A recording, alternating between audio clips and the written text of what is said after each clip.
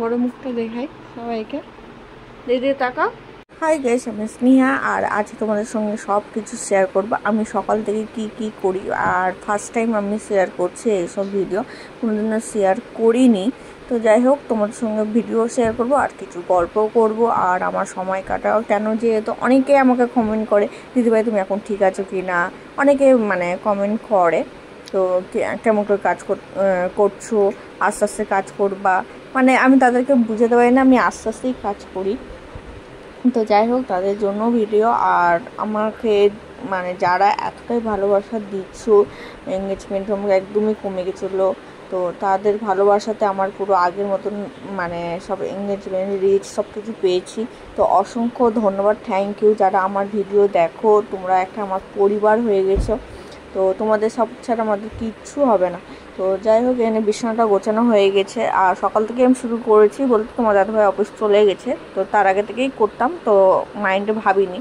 তো এখানে ঘর ঝাড়টা দিয়ে দেবো, তারপরে ঘরটা মোছামুছি করব। তো যাই হোক, এবার যারা আমাকে হসপিটালে দেখতে এসলো তাদেরকে অসংখ্য ধন্যবাদ, থ্যাংক ইউ।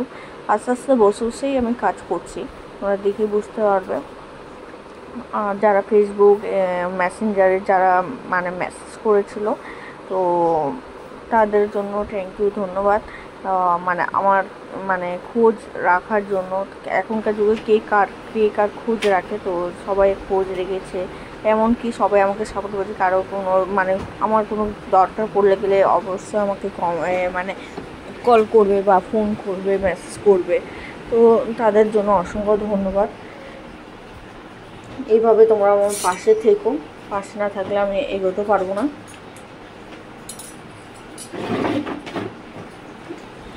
এখানে আমি ঘরে লাঠি দিয়ে মুছছি, যেহেতু আমি বসে অতটা কাজ করতে পারবো না, তো পেটে চাপ পড়বে, তাই জন্য আমি বসেই কাজ করছি। এই ভিডিওটা অনেক দিনের আগে ভিডিও, তো তোমাদের সঙ্গে শেয়ার করা হয়নি। তো প্রথমে দেখো, মার বাড়িতে গিয়েছিলাম, বৌদি বাড়িতে গিয়েছিলাম, তো আর নিজের বাড়ি থেকে যেটা অভ্যাস হয়ে গেছে, আমার বাড়িতে গেলেও তো সে মা তো পরেশানি হবে না। এমনি শ্বশুর বা শাশুড়ি হসপিটালে বলেছিল সে আমাদের বাড়িতে নিয়ে যাও, শ্বশুর বাড়িতে নিয়ে যাওয়ার কথা বলেছিল, তো মা বলেছিল না এখন না থাক, পরে নিয়ে যেও, যেহেতু যতটুকু ওই হাঁটতে পারবে বা নিজে কাপড়টা ধুতে পারবে।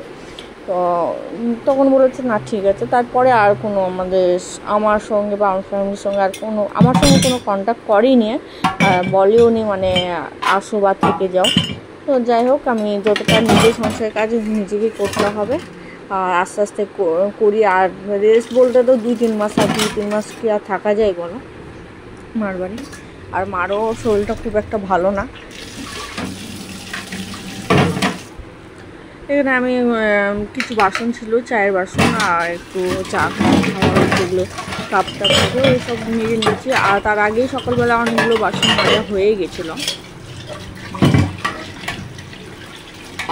আর যারা আমার ভিডিও দেখছো প্রথম ফার্স্ট, প্লিজ লাইক, কমেন্ট আর সাবস্ক্রাইব আর ফলো করে দিও। তোমরা ফলো না করলে আমার পেজটা গ্রোথও হচ্ছে না। তো তোমাদের সব কিছুর ওপরে নির্ভর। আর তোমরা যে ফলো করে অবশ্যই তো দেখাই না আমার এরা ফলো করেছে, তো আমরা বুঝতে পারি তোমাদের ফলোগুলো। তো তোমাদের খুব ভালোবাসা রইলো। পূজাতে ভালো করে তোমরা এনজয় করো আর সেফটিকভাবে ভালোভাবে গাড়ি চলাচলি করবে, অত রেসে চলাবে না, এটাই বলতে পারি। জীবনটা কেমনই না অদ্ভুত, কখন কি মানুষের কি হতে পারে তা বলা মুশকিল। যাই হোক, তোমাদের সঙ্গে গল্প করতে করতে দেখো এতগুলো বাসন মাজা হয়ে গেছিলো। এই জন্য স্নান করে আমি পুজো দিচ্ছি। পুজো বলতে কি, যেহেতু ঘরটা তখন আমাদের ঝাড়া হয়নি, তো এসেছিলাম আমি কদিন হয়েছিল, এই 3-4 দিন হয়তো এসেছিলাম। তো ঘরের এমনি ঠাকুর থাকবে, পুজো দিচ্ছিলাম, তাই জন্য একটু ধূপকাঠি জ্বলাচ্ছিলাম, পূজা দিচ্ছিলামই ধরো। তো এখানে একটু আমার গুরুদেবের মন্ত্র থাকে, তো সে স্নান করে উঠে বলতে হয় বা জপ করতে হয়। তো এমনি তোমার দাদাভাই দীক্ষিত অন্য আর আমি দীক্ষিত অন্য, মানে বিয়ের আগে আমি ওকে বলেছিলাম আমি এই দীক্ষিত নিতে চাই, তো ওই বলেছে না আমার কোনো প্রবলেম নাই, তুমি যেটা নিতে চাইলে নিতে পারো, কারণ সব নিজের রুচির ওপরে সব নির্ভর করে। তো ওই কোনো কিছু বাধা করেনি আজ পর্যন্ত, কোনো দিনও বাধা, আদার্স মানুষ বাধা করলেও কোনো দিনও আমাকে বাধা দেয়নি এই জিনিস করতে পারবে না, এটা করতে পারবে না। হ্যাঁ, যেটা দরকার মানে হ্যাঁ বলার সেটাই বলেছে। ওর কাছে মানে জেনে নিই না এটা করছি এটা ঠিক কি না ভুল। যাই হোক, হ্যাঁ আমার কোথাও ভুল থাকে ভিডিওর মধ্যে অবশ্যই আমাকে কমেন্ট করে জানাবে, না হলে আমি কিছু বুঝতে পারবো না।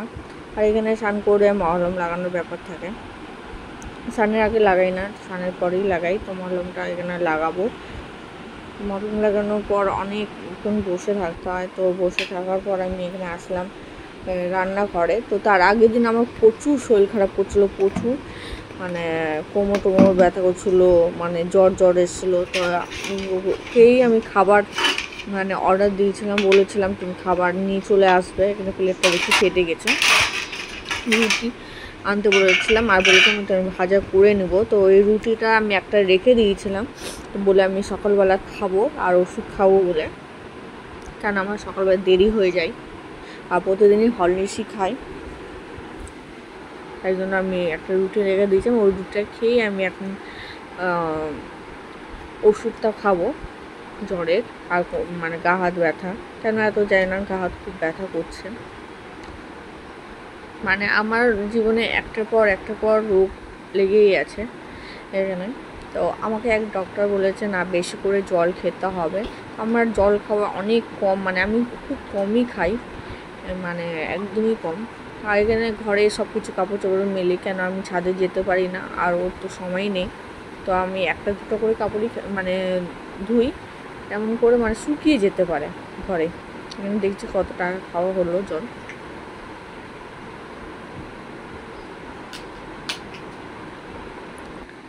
আর এখানে আমি কি রান্না করবো ভাবছি, আর শরীরটাও ভালো নেই, তাই জন্য এখানে সোয়াবিনটা বের করে নিলাম। আমি এখানে সোয়াবিন করব, জল গরম করতে দিয়েছি। তোমাদের কেনাকাটি হয়ে গেছে, পুজো মার্কেটিং এখন প্রায় অনেকে হয়ে গেছে। আর মানে পরিস্থিতিও মনে হচ্ছে না এইবার অত পুজো মনে হচ্ছে না যে আগে বছর যে পুজো একটা ভাব থাকতো, কেন কি জানি আমার মনে হচ্ছে না পূজা লাগছে না, আমি জানি না তোমাদের কি মনে হচ্ছে। তো তাই গরম হয়ে গেলে আমি একটু গরম করে তারপরে আমি করি।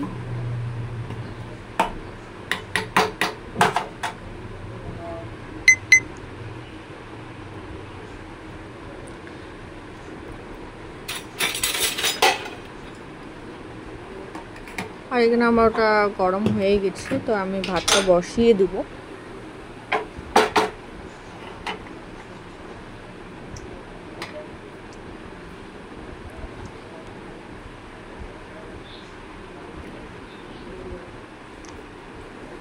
আমি একটু ভিতরে যাবো, একটু আবার রেস্ট করবো, কেন থেমে কাজ করি। এখানে আমি সোয়াবিনটা বসিয়ে দিয়েছিলাম, তার মধ্যে আর ভিডিও করা হয়নি। আর কি আর ভাতে আর কি খাবার তোমাদের সঙ্গে শেয়ার করলামই, আর সব কিছু রেডি করে তোমাদের সঙ্গে একবারে শেয়ার করছি। আর একটু ফুলকপি ছিল, আমি যে ফুলকপিটা নষ্ট হবে তাই জন্য ফুলকপিটাও দিয়ে দিয়েছি। আর এখানে দেখো মালদার যে বৃষ্টি আসে না আসছে তো ছাড়ার নামই নিচ্ছে না, এত বৃষ্টি পড়ছে। সামনে পুজো, তার মধ্যে বৃষ্টি পড়ছে। বৃষ্টি পড়লে ভালো লাগে, মানে এত পরিমাণে বৃষ্টি পড়ছে মানে চুলও শুকাচ্ছে না, একটা মানে চুলটাও মানে ভিজে উঠে আছে। এখানে তোমাদের ভাই অফিস থেকে চলে এসছে, আর অফিসের মানে চাপ আছে, তাই জন্য একটু মন অনেক খারাপ আছে। তো দু একটা কথা বলছে আমার সঙ্গে, আমি কথা বলো না, মন ভালো নাই। যাই হোক, খাওয়া দাওয়া হয়ে গেছিলো, তো আমাকে তো বেদানা খেতে হয়, তাই আমি বেদানা ছিলাম দুটো, তো ওকে খাওয়াবো বলে। তারপর একটু মনটা ভালো হলো, আমি ওকে কিছু বলছিলাম না, তো নিজেই দেখছি ভিডিওটা করলো আমার। যাই হোক, ওই আমার অনেকটাই হেল্প করে, ও ওই না হেল্প করলে গেলে আমি মানে ভিডিও করাটা অসম্ভব হতো, কেন সব পুরুষরাই সাপোর্ট করে না এদিকে ঘুরো তো ভিডিও করার। এদিকে ঘুরো, আমি বলছি তুমি একটু খেয়ে নাও। ওই খেতে চায় না, না তোমার দরকার তো ওই তাও ওকে জোর করে খাইয়ে দিই। বড় মুখটা দেখাই। এই অফিস এখন আবার যাবে, করা হয়ে গেছে খাওয়া দাওয়া করে। মধ্যে আর ভিডিও করা হয়নি, বিকালে খুবই খিদা পেয়েছিল তো একটু সয়াবিন মুড়ি চানাচুর দিয়ে আর কড়া করে চা করেছিলাম। আর এখানে তোমার দাদাভাই চলে এসেছিলো অফিস থেকে, তারপর আমরা একটু বাজার গেছিলাম। তো বাজার থেকে কিছু নিলাম, ঝিঙাই নিচে আমি কিছু নিতে পারি না। আর ওখানে বলছি তোমার দাদাভাইকে ডিম খাও, ওই আমাকে হাফ খাওয়ালো, আমি ওকে হাফ খাওয়ালাম, যেহেতু আমি পছন্দ করি না, খেতে ভালো লাগে না। কিছু করার না, এখানে আমি শুকনো ফুচকা খাচ্ছি দাঁড়িয়ে। আলুও না ঝোলও না কিছু না, যেহেতু টক খেতে পারবো না, কিছু করার নাই, শুকনাই খাচ্ছি। আর আলু দিয়ে খেতে পারতাম, তো সে আলুর মধ্যে প্রচুর দেখি তেঁতুল মিশানো আছে, তাই জন্য বললো খেয়েও না, ওরাই বলছে। রাত হয়ে গেছিল, রাত্রে খাবারটা রেডি করে দিচ্ছি, ওই অবস্থায় চলে এসেছে। হচ্ছে অফিসে সবাই কাজ মানে ইগনোর করে, কি জানি ওর মন টন খারাপ। এখানে আমি ভিডিওটা শেষ করবো, তাই ও টাটা দিয়ে দিচ্ছে। তো এখানে রান্না করে আমি চলে এসেছিলাম রাত করে রান্নাটা বসানোর জন্য, বসিয়ে দিয়েছিলাম আমি। আমার বর ডাল সিদ্ধ, ভাত বসেছি, ডিম। আমার মতো কে কে করো। তো যাই হোক, আমার খাবারটা রেডি হয়ে গেছে।